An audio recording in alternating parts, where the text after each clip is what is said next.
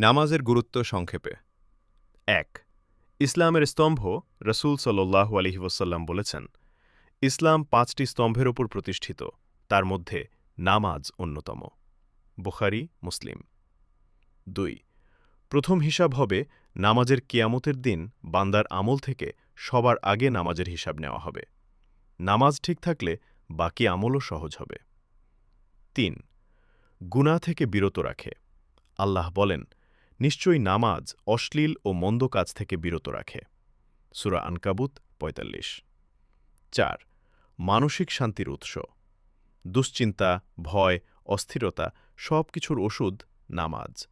রাসূল সাল্লাল্লাহু আলাইহি ওয়াসাল্লাম বলতেন, হে বিলাল, নামাজ কায়েম করো, আমাদের শান্তি দাও। ৫. নামাজ না পড়া ভয়ঙ্কর। নামাজ ইচ্ছাকৃতভাবে ছেড়ে দেওয়া গুরুতর গুনাহ। কিছু আলেমের মতে এটা কুফরের কাছাকাছি। ৬. জান্নাতের পথ সহজ করে নিয়মিত নামাজ মানুষকে আল্লাহ নিকটবর্তী করে এবং জান্নাতের দরজা খুলে দেয়। ফলো, সাবস্ক্রাইব, লাইক, কমেন্ট করে সাথে থাকুন। আল্লাহ হাফেজ।